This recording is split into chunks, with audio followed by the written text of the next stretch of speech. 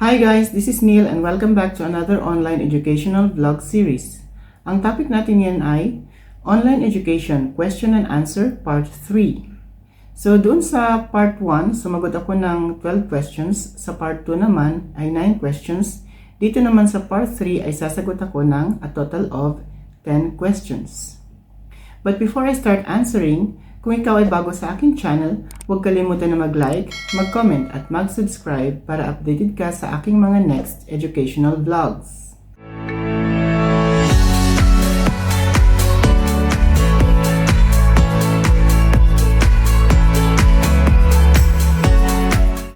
So I'll start answering the question from Rafi.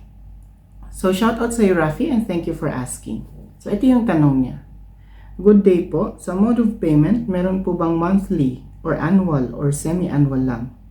So, sa AMAOED kasi, it's a per semester or based on a 98-day semester period. So, kapag nag-enroll ka ngayon, kung gusto mo ng full payment, babayaran mo siya in full at the same day, at the same time, and meron ka makukuhang discount. So, yung discount kasi na ina-apply noon is 10%. Nakatry ako niyan ng isang beses. And the rest, I paid it already in a different payment scheme. So, kung hindi ka naman comfortable doon sa full payment dahil hindi ka nga ready for the budget, meron namang ibang mga payment scheme naman. So, nakatry ako ng 3Pay, which is payment every 30 days until it's completed. So, ang mangyayari niyan, kung nag-enroll ka ngayon, first pay na siya for the enrollment. So, ito na yung first installment. Ang first installment kasi is the confirmation. And second installment will be after the 30 days of the first payment, and the third one will be after the 30 days again. So it will be 90 days in total. Meron din yung iba na 4Pay, 5Pay, and 6Pay scheme. So depende yan sa kung saan ka mas comfortable na magbayad ng iyong school tuition fees. And sa other schools naman, meron akong experience sa UK and Europe mostly. So ang style naman nila doon is first, pwede ka magbayad ng per full course. So, for example, kumuha ako ng diploma in engineering level 5, meron akong option to pay yung full tuition fee ng full course na talaga siya. And by discount din siya, I think is around 5%. Kaya lang hindi ko naman ginawa dahil sa sobrang mahal nga. And alam niyo naman yan, mas mahal talaga mag-aral sa overseas kaysa sa local. And pangalawa, meron silang 3Pay installment which is good for 3 months lang siya. Hindi siya yung the full year na kinuha mo yung course. So, pag nagbayad ka ngayon, for example, 100,000 yung full tuition. Pag binayaran mo yun siya is 33,000 plus yung first payment plus registration fee. Yun yung una mong babayaran. Pangalawa, the next month magbabayad ka ulit ng another 33,000 again for the second payment. The third month is that magbabayad ka ng another 33,000 ulit. So fourth month until you finish the course, wala ka nang babayaran. So yun yung style dyan. And pangalawa, pwede mo siyang gawin na 6Pay. So 6 month payment. So unlike kasi sa AMAOED, it's a per semester base. So ang per monthly base kasi ng ibang school is upfront. So hindi siya pwedeng i-delay. So, meron ka lang targets. For example, January to December mo siya tatapusin. Kapag sinabi mong 3Pay ang gusto mo, babayaran mo yan ng January, February, March. Pag sinabi mo namang 6Pay, January to June, dapat bayad na yan. So, hindi mo pwedeng i-move backwards yung bayaran mo. Kailangan naka-upfront siya. Yun ang style ng mga school sa Europe. Yung pangatlo naman is 9 months. So, pwede ka magbayad kahit sa ang school. Meron silang option yan. Yung sa 9 months naman, yun yung sinasabi na kapag tatapusin mo yung course ng January to December, dapat January to September, bayad na yung full course mo. So, yun yung rules nila dyan. And, meron pa siyang another option, yun yung sinasabi na per subject payment. So, yung per subject na yan, parang per course subject. For example, dun sa 100,000, i-divide mo siya into 6 subjects. So, kung 6 subjects yan, i-calculate muna natin. So, sa 100,000 divided by 6. So, dapat yun 16,667 per subject.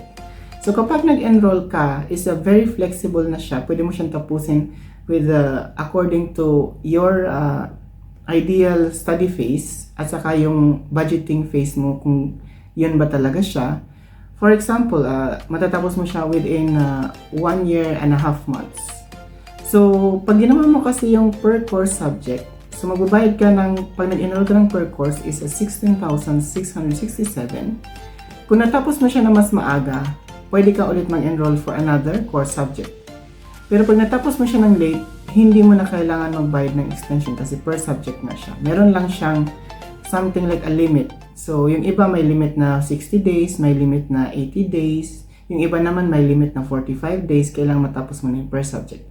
Ang kinaganda lang ng per subject compare sa per monthly basis or per pay installment scheme or per full course is mas flexible talaga siya. Kaya lang mas mukha mag-take ka ng longer period dito sa option na to. So again, as I mentioned dun sa mga previous vlogs about education, kung plan mo na hindi express yung pag-aaral mo or hindi siya according to the time frame or a short time frame, then you can go for flexible payments. Yun yung per course. Kung may timeline ka naman, like for example, ang timeline mo lang is a maximum of a year na matapos mo yung course gaya ko, then you need to go to the installment scheme. So yun yung 3-pay, 6-pay, or 9-pay. Kasi yung mga yun, may timeline yun na kailangan matapos mo yung payment at kailangan mo matapos yung schooling according to the given date. So may mga period ang mga yan. Same din yan doon sa full course payment. So ang full course payment, 3-pay, 6-pay at 9-pay sa European style ng education or sa tuition fee payment, yun yung less than a year mo siyang pag-aaralan. So hindi ka dapat lumagpas doon. Kung flexible naman, nagre-range siya ng 9 months to 24 months. So yun yung maximum limit niya.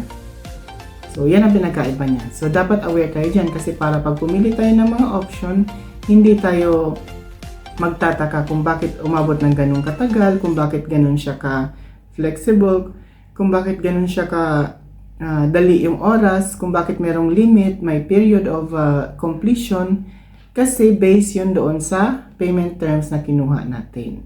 So, moving on to the second question, galing to kay Kenneth Luis Impal. So, shout out sa iyo, Kenneth, and thank you for asking also, kasi maganda yung question niya. So, ito yung tanong niya. Paano po yung research tapos internship, face-to-face na po ba? So, yung mga nakakapanood nito na nag-aaral ng online or either face-to-face, ang on-the-job training ng parehong educational options na yan is face-to-face. Hindi ka pwedeng mag-OJT ng online. Meron mang allowed na OJT na online kasi ano talaga siya, like yung sa virtual assistant, yung related lang din sa course na yun. Hindi ka pwedeng kuha ng online on-the-job training na hindi naman siya related. So, it's a technical requirements talaga yan sa education. So, meron kasi yung sinasabi na sa regular schooling daw kasi pinoprogram ng school yung OJT requirements niya. Yes, most of the school kasi talaga nagpo-program sa face-to-face. Pero sa online, ikaw mismo maghahanap ng company kung saan ka mag-OJT. So kung ako yung papipiliin, I would like to go through online education. Kasi bakit? Kasi yung paghahanap pa lang ng company kung saan ka mag-OJT is a very, very good opportunity na yun para sa'yo as a student na mag-develop ka ng skills, how to market your expertise, how to market your profession, kasi mag-create ka ng connection by your own.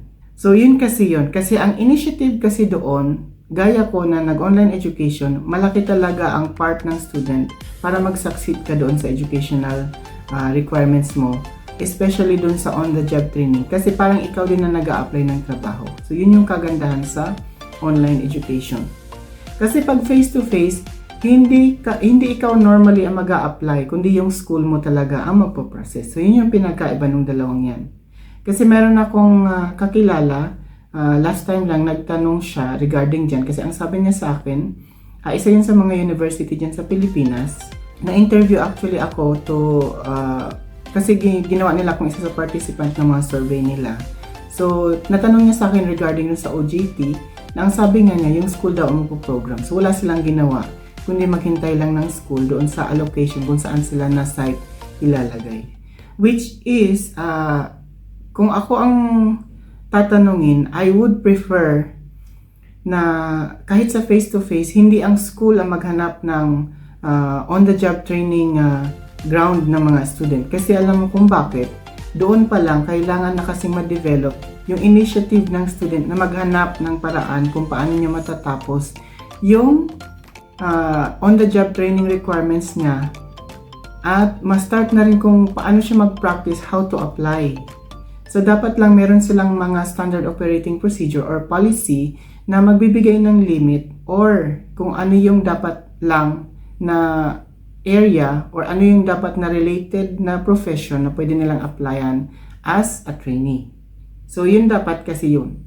Kasi doon pa lang talaga, kahit saan ka man na saan school ka man galing, face-to-face or online, so it's important na dinidevelop natin ang initiative ng mga students to become a better professional one day kapag nagtapos na sila doon sa course na inaaral nila. So, yun yung much better dyan. So, doon kasi sa online education din, ang kinaganda lang kasi nito, like for me na nagtatrabaho na habang nag-aaral, kapag related na kasi sa course mo, yung tinatrabaho mo or current na trabaho mo, pwede mo na kasing gawin yon as an OJT requirements. So, ganun din lang ang process, walang pinagkaiba. Ang kinaganda lang doon is that you don't need to apply to become a trainee. Kasi pwede mo nang i-ask yung supervisor or direct immediate superior mo na i-allow ka to make it as a part of your on-the-job training requirements sa school. So, may question ako dito. Why is it important for the student or intern to be exposed to the real work or profession on any type of specialization?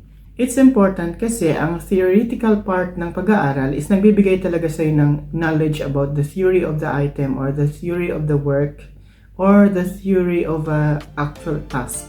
Kaya lang, ang kinaganda kasi doon sa pagkakaroon ng actual training is that nakikita mo talaga kung ano yung real world setup ng inaaral mo. Pangalawa, iba yung nakikipag-interact ka sa real na tao kaysa naman doon sa theoretical part niya na ang inaaral mo lang is about sa terminology ng mga items. Iba pa rin yung nakikita talaga yung item. So, yun yung dalawang pinagkaiba dyan. So, kahit kasi sa online or sa face-to-face, ganun din kasi. Sa ibang face-to-face nga lang, meron talaga yung aral and actual. So, yun naman is ibang application naman yun. So, meron akong experience na ganun din. So, meron akong advice dito tungkol dyan sa on-the-job training at saka sa pag-aaral. So, ito yun. It is advisable for you to take online schooling kung meron ka nitong mga to. So, ito yung kung ikaw ay currently working on the same field or the closely related field doon sa course na pinili mo na kunin during your online educational enrollment. Kasi bakit?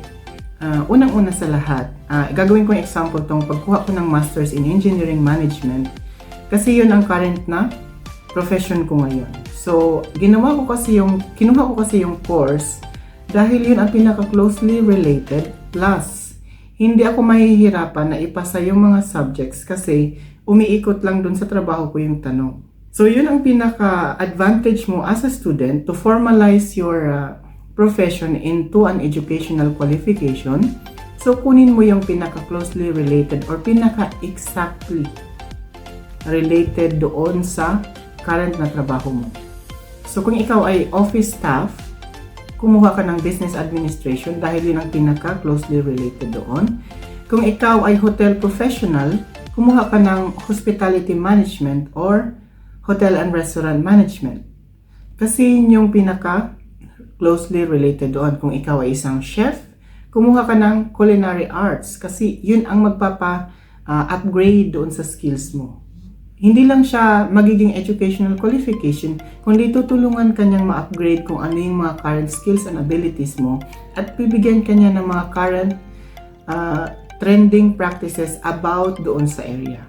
So, yun yung tamang pagkuha ng course kung ano yung dapat at kailangan mo, hindi yung kung ano lang yung gusto mo.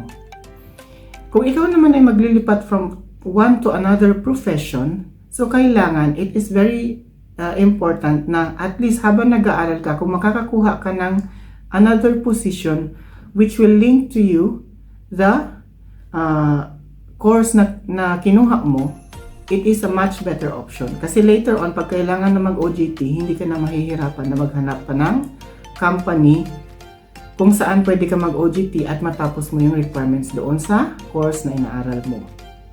So, yun yung mga dapat yung katandaan dyan. And the next one is, nagtanong siya tungkol dun sa research. So, ang research kasi, sa AMAOED kasi, ang research is one step closer lang doon sa thesis.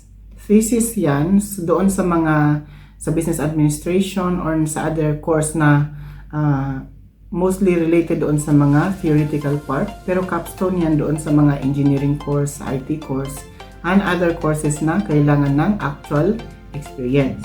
And doon kasi sa research, based on my experience din sa AMAOED, nag-start ko na sa business research. So, ang business research kasi, yun yung part na kung saan magre-research ka ng topic. So, yung topic kailangan mo ring i-defense doon sa panel. So, once na na-approve yun ang magiging topic mo sa thesis. So, noon sa curriculum namin, meron kaming thesis 1 and thesis 2. Yung thesis 1 is chapter 1 to 3 and thesis 2 will be chapter 4 to 5.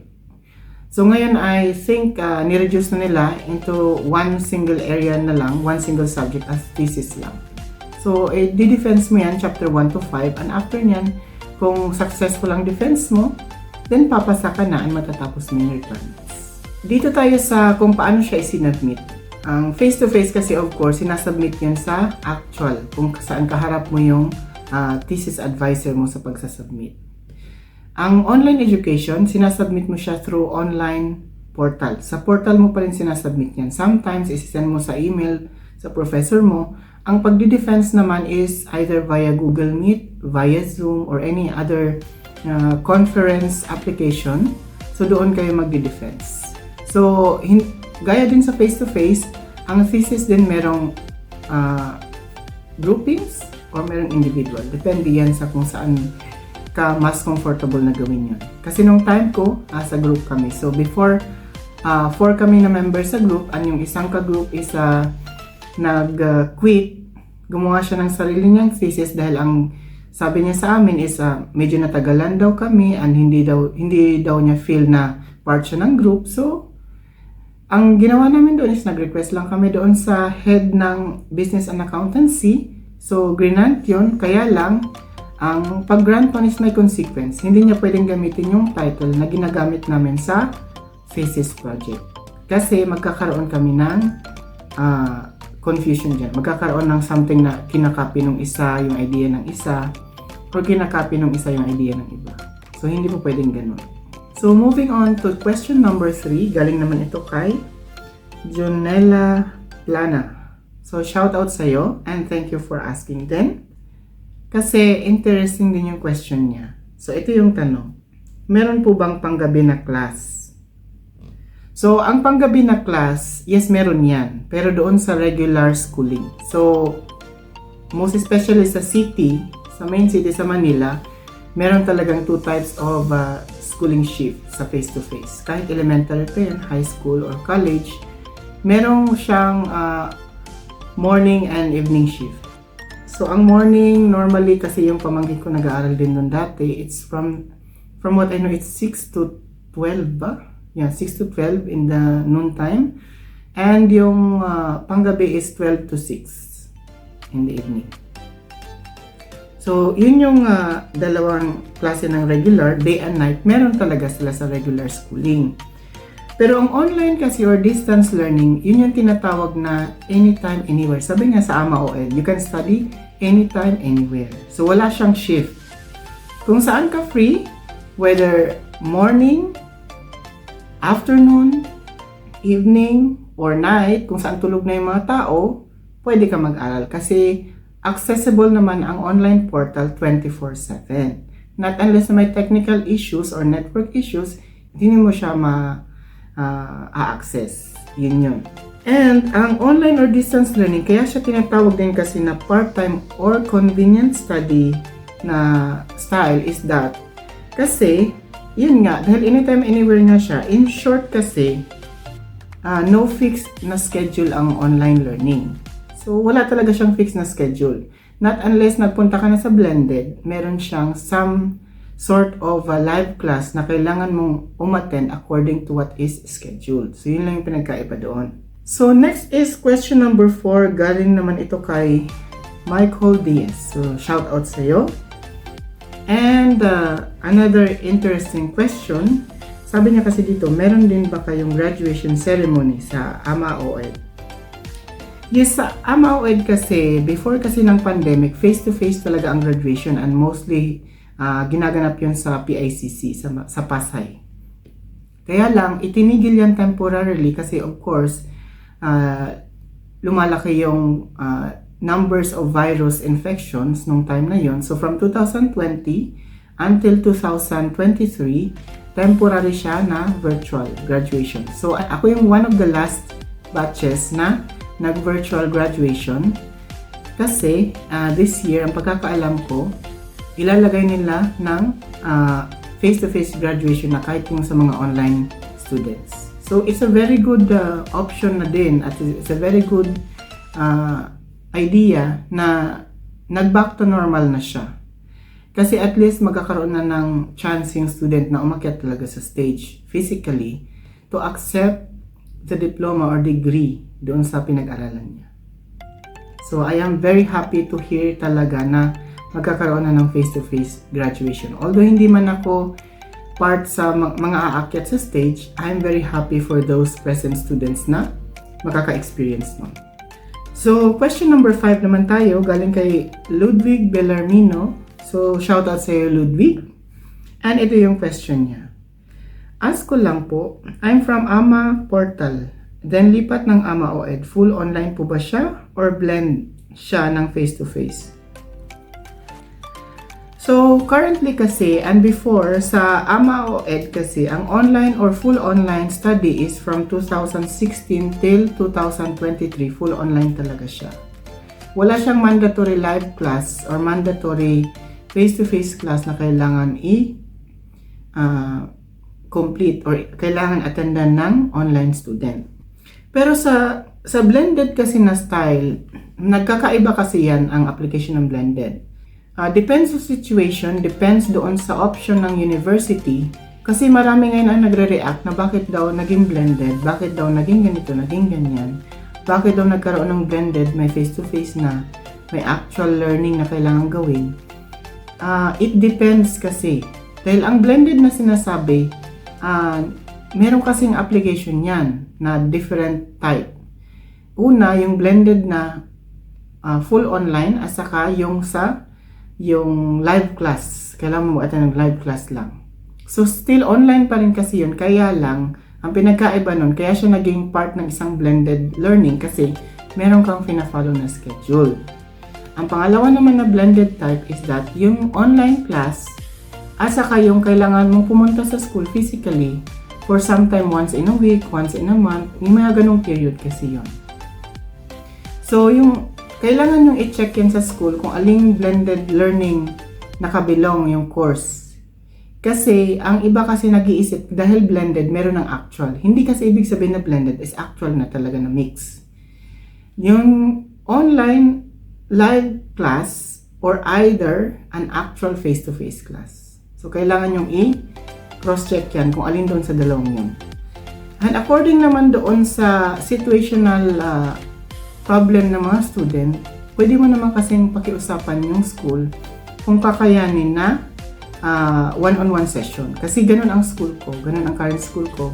Meron siya, blended siya, may live session, pero ang ginawa is one-to-one session with the professor. So, hindi mo kailangan na umattend doon sa face-to-face, hindi mo kailangan na i-program na umattend ka ng live class kasi i-schedule mo pa rin siya according dun sa free time mo, nakausap mo yung professor mo nang kayo lang. So, parang ila-live coaching siya. So, yun yung pinagkakaiba niyan. So, kahit naman kasi sa mga high school ngayon, meron na din mga ganong style. Blended din siya. Kasi yung pamangkin ko actually, it's blended type siya. So, meron siyang module na ina-answeran sa school. Meron din tinadala sa bahay na modular talaga. At meron naman silang sometimes online session. So, yun ang blended. So, kailangan nating maintindihan yung mga factors na nakaka-affect doon at kailangan mong i-coordinate doon sa professor mo kung meron kang problema. Kasi, kung iisipin mo na hindi ka na mag-aaral dahil blended na siya, well, hindi rin kasi magandang reason yan. So, kailangan kasi, ang school talaga, just for your information, hindi ka naman kasi pinag-aral, hindi ka rin mag-aaral dahil sa kailangan mo maging expert sa field na yan. Kundi, nagde-develop ka rin ng ibang problem-solving capabilities. Yun ang pinaka-importante na pinapractice mo habang nag-aaral kasi yun ang kailangan mo sa trabaho. Yung theoretical requirements kasi, for as long as marunong ka na magbasa, marunong ka na umintindi ng mga terminologies, is more than enough na yun. Kasi yun yung tinetest doon sa education. Pero majority niyan, kung paano nag-develop yung personal ability mo or personal capacity mo as a professional, doon sa problem solving pagdating sa real life world. Yun ang pinaka-importante na meron ka na na-develop doon sa pag-aaral mo. And plus, yung attitude, yun yung number 1. Kaya siya letter A, kasi attitude muna bago ang expertise. Kasi pag wala yung attitude na yan, hindi ka magiging expert. At kung hindi maganda ang attitude mo, kapag naging expert ka na, lilipad ka na parang kahit wala kang pakpak, feeling mo nakalutang ka. So always remember na kailangan kahit expert ka na, maganda pa rin ang attitude mo dahil yun ang magbibigay sa'yo ng more opportunities later on to grow in your professional career. So gaya ko, kahit na medyo umakyat na yung position ko, still, ganun pa rin tayo. Hindi yung dahil mataas ka na, feeling mo mataas ka na talaga, hindi ka na matitibag ng kung sino man. Always remember na kahit gaano man kataas ang inabot mo sa buhay, kung hindi ka marunong tumapak pa rin sa lupa at makibagay sa mga tao sa paligid mo, still, darating at darating ang time, babagsak ka pa rin at walang tutulong sa iyo. So, ang dahilan lang yan is ikaw rin mismo ang may gawa sa sarili mong failure sa buhay. So, yun. So, next is question number 6. Galing ito kay Avi Life in USA. So, shout out sa iyo. Ito yung tanong niya. Tanong ko lang po, makikredit po ba mga subject sa AMA o ED pag nag-transfer ka sa ibang bansa? Yes, possible po in 2 ways. Una, subject credits. So, may school kasi talaga na magbibigay sa'yo ng subject credits. Kahit saan man yan, sa international or local, magbibigay talaga sila sa iyo. Pero hindi lahat din. So, pangalawa is unit credits. So, itong unit credits na to, na-experience ko to when I was submitting my documents for enrollment sa IU International University in Germany. So, ang in-offer kasi ng IU sa akin is a unit credit. So, ilalagay ko yung link ng university dito sa description ng video. So, pwede nyo i-search yan.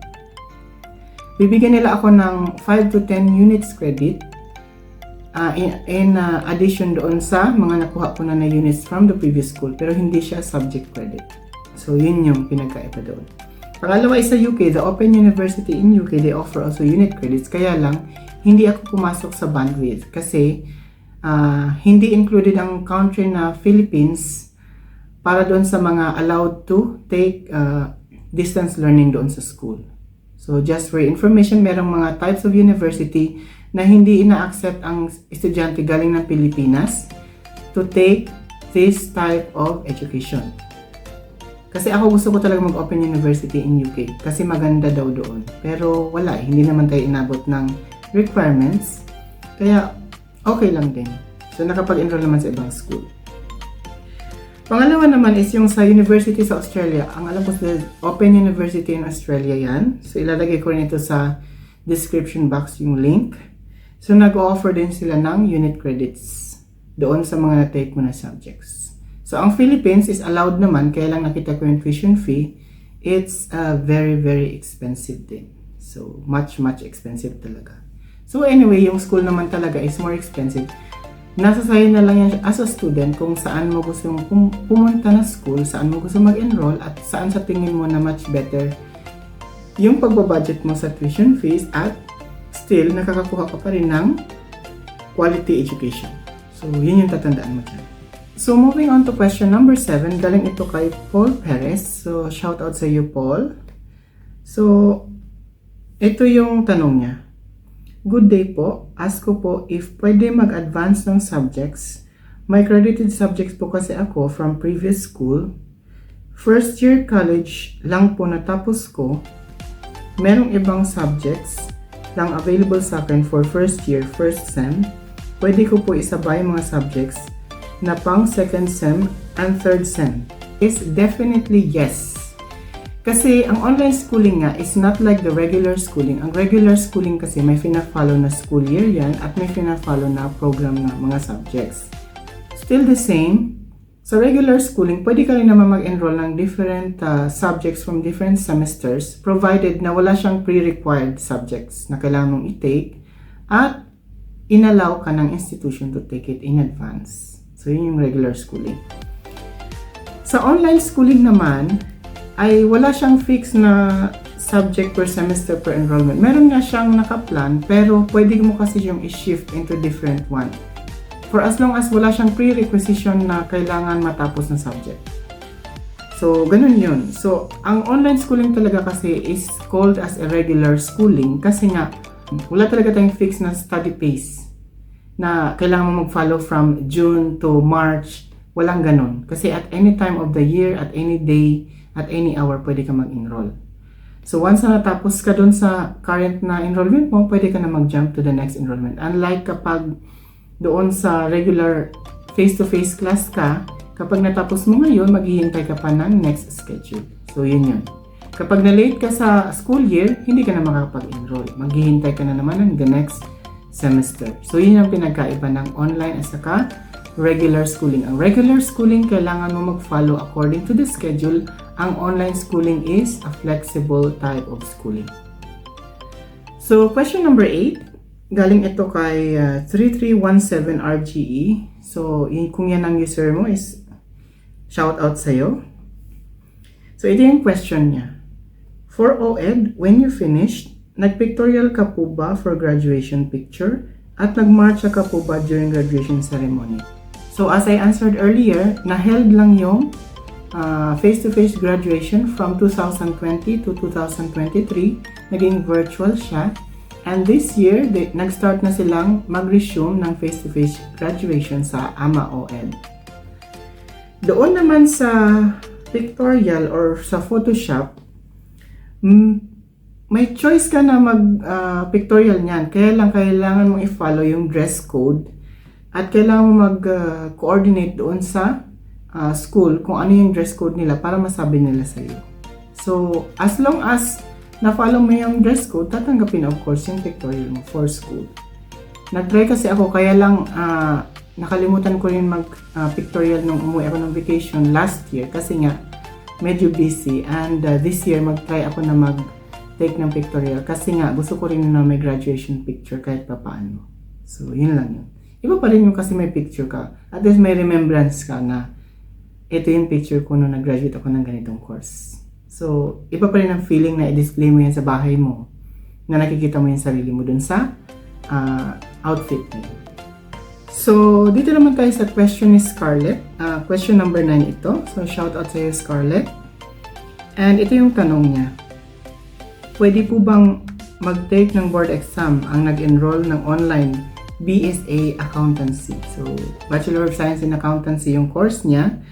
Ask ko rin po if may kakilala kayo sa course na ito and kumusta po yung experience. Ang sabi po kasi ng iba ay mahirap po ang BSA, so mas advisable pag face-to-face. So, sabi niya, pag face-to-face kasi, yes, totoo naman yan, mas mahirap. Pero kasi kung ikaw ay isang inclined na doon sa area, and yun ang naging trabaho mo, I don't think mahirap siyang gawin. Kasi, as gaya ng sinabi ko nga, kapag kinuha mo yung related doon sa, or pinaka-closely related doon sa trabaho mo yung course, hindi ka mahihirapan kasi yun ang actual na ginagawa mo. So gaya ko na engineering profession, so kumuha ako ng Masters in Engineering Management, hindi ako nahirapan na sagutin yung mga tanong kasi real life question nga siya. So kung dun sa accountancy, yun ang naging trabaho mo, hindi siya mahirap na gawin kasi kino-convert mo lang yung professional experience mo to an educational qualification. Pero kung nag-aaral ka pa lang, and a student, full-time student ka, at yun ang gusto mong course, ang factor lang doon para hindi ka mahirapan is kung inclined ka ba talaga doon sa course na kinukuha mo. Kasi kung yun talaga ang pinakahilig mo at yun talaga ang ginagawa mo, hindi mahirap kahit mag-online schooling ka. Ang mahirap kasi dyan, kung nag-shift ka from one practice to another, yun ang mahirap. Kailangan talaga ng face-to-face. Gaya doon sa kapatid ko na hindi naman ganun ka-strong enough doon sa subject na kinukuha niya, na nakikiusap siya na mag-online schooling, ang sabi ko hindi pwede. Kasi, kailangan siya mag-face-to-face para masanay siya to deal with people around her. Hindi yung doon sa profession mismo. Kasi ang profession, hindi ka mag-develop talaga kung wala kang capacity to deal with the people around you. Yun yung pinaka-importante dyan. And in terms sa board exam, kahit sa ang online schooling yan or kahit sa ang face-to-face schooling, lahat talaga ng estudyante na kailangan ng board exam, allowed naman na mag-take. Kasi whether face-to-face or online is qualified naman siya to take board exam. Kasi educational achievement pa rin yung educational qualification and part as like regular schooling pa din. So, ganun din lang yun. Kasi whether galing ka sa online or whether galing ka sa face-to-face, pag nag-take ka ng board exam, magre-review ka pa din. So, walang pinagkaiba daw. So, yun yun. So, last question, galing ito kay Villas Vlogs. So, shout out sa'yo. And thank you for asking. Napakaganda rin ang question niya kasi it's a very interesting question talaga din. So, sabi niya dito, Sir, ask ko lang, may alam ka po ba sa course na HM? So, HM kasi na sinasabi niya is Hospitality Management yon.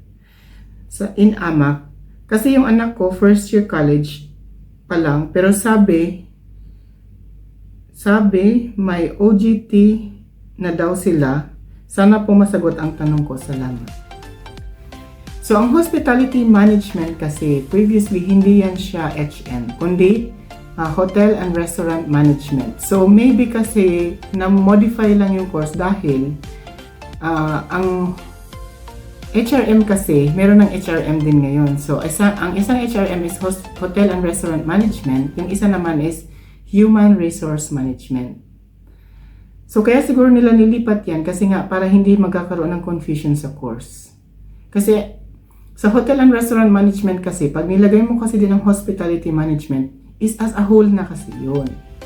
So, yun yung kagandahan doon sa course. Hospitality Management, hindi lang siya hotel, hindi lang yan restaurant, kundi as a hospitality business. So, pwede ka mag-travel and tours kasi part pa rin yun ng hospitality and tourism. Pwede ka mag-restaurant, pwede ka mag-fast food, pwede ka mag-cleaning facility, pwede ka mag-hotel administration, motel administration, restaurant management. Marami. Pwede ka mag-pure na culinary arts lang. Marami kasi ang area ng hospitality. So, hindi lang iisa. So, pwede ka rin sa guest relations, pwede ka rin sa customers relations. Maraming area talaga ang hospitality management. Doon naman sa pangalawang tanong niya tungkol doon sa OJT, so meron tayong sinasabi na activities in college. So, two types yan. So, actual activities. Una, yun yung sinasabi na cross-exposure. So, yun yung mga short exposures doon sa actual area ng course na inaaral ng estudyante. Yung mga yun kasi, hindi mo pwedeng i-consider na on-the-job training. Ang on-the-job training kasi is a term na meron kang sinusunod na schedule, meron kang certain time limit or time period na kailangan ma-complete mo yun, kaya siya on-the-job training. Ang ibang term niya is parang nagiging apprentice ka na. Yun yung ibang term nun. So, doon tayo sa OJT ngayon, or on-the-job training. So, ang on-the-job training, meron kasi yung sinasabing pwede kang mag-complete ng 600 hours kasi yun ang required. Merong 800 hours, merong 1,000 hours. Depende doon sa institution yan. And, nagre-range yan from 3 to 6 months. Kasi sa ibang institution, hindi siya nilalagay as per hour basis or per 600 hours, per 800 hours or whatsoever. Nire-range siya into kailangan mo mag-OJT ng 3 months or 90 days, kailangan mo mag-OJT ng 6 months or 180 days. Din yung mga calculation doon sa ibang institution. So kasi meron kami dito, may interns kami. Yung iba kailangan nilang mag-complete ng 3 months, yung iba kailangan ng 6 months. So yun yung pinagkaiba sa style ng schooling sa Philippines at sa ibang bansa. Sa ibang bansa kasi on a month basis. Meron yung iba sa mga management side na kapag nag-intern sila, umabot pa ng years. Pero yun, bayad naman yun ng company. So sila, pinapasahuran sila as a rate for the intern talaga, as allowances. So maganda mag-intern dito kasi may allowance ka na nakatanggap sa company. And company ang gagastos doon sa visa at magbibigay sila ng accommodation and food allowance sa'yo. Or kasi dito sa hotel, free ang food namin at accommodation. At sa mga parents kasi or sa mga guardians ng mga students, bago pumunta ng actual on-the-job training ang inyong mga students, ay pipirma muna kayo ng waiver. So, part yan ng process na bago pa isend sa location yung isang student to complete the required OJT hours, kayong mga magulang or kayong mga guardian, magsisend mo na sa'yo ng form para pirmahan mo to allow your son, daughter, or child na pumunta doon sa location ng kanyang OJT. So, isa yan sa mga requirements na kailangan i-complete. So, kung yung mga students nyo or yung mga estudyante nyo nagsabi na may OJT sila, ano lang pinapirmahan sa inyo, magtaka na kayo. Kasi meron yung mga iba na sinasabi lang nila yan na hindi kailangan. Pero in the normal process or in the regular process talaga ng OJT, may pipirmahan kayo. Kasi ako kahit na nandito ako sa ibang bansa, nasa Pilipinas yung magulang ko, kailangan talagang pumirma yung isa sa kanila para makapag-start ako na mag-OJT. Hindi ina-allow ng school yung ganun na mag-OJT na lang yung student nang walang pipirmahan. So, kailangan natin ilagay natin sa isip natin yan. Kasi maraming student ngayon na magsasabi na may OJT na sila kasi para makakuha ng extra allowance. And then, later on, magugulat ka na lang, wala pala talaga. So, be careful din sa mga magulang dyan. Kasi, yung pag-brought up nyo doon sa mga estudyante, hindi lang yun dahil sa dinidisiplin mo siya as a person, kundi depend yun sa choice nila. Kasi magiging mabuting professional or magiging masamang professional at tao yan later on, hindi yan nakadepende sa inyo, nakadepende yan sa choice nila. So, ang purpose natin as a seniors doon sa mga estudyante natin, kasi gaya ko meron ako mga estudyante din sa bahay, kailangan nating i-control or i-mitigate kung ano man yung bad decisions na gagawin nila. Gaya lang yan na magsabi na may OJT, na may babayaran sa school, na hindi mo naman ino-audit. So later on, magkakaroon niya ng chance na magkakaroon siya ng way kung paano siya humanap ng paraan para makakuha ng more and more allowances na gagamitin niya doon sa side activities na hindi naman na dapat ginagawa dahil nag-aaral pa siya. So yun yung point dyan. At sa mga students din na nakakarinig nitong sinasabi ko, make sure na i-fulfill nyo yung dapat yung i-fulfill as a student na kailangan matapos nyo yung pag-aaral nyo dahil hindi ganun kadali na mag-provide ng tuition fee. Lalo kapag mahirap kayo, hindi ganun kadali yun. Kasi yung mga student na mahihirap, maswerte na kayo kung pinaghirapan ng mga magulang nyo na pag-aralin kayo. Kahit hirap kayo sa buhay, dahil ako, mahirap kami, pero sariling sikap talaga.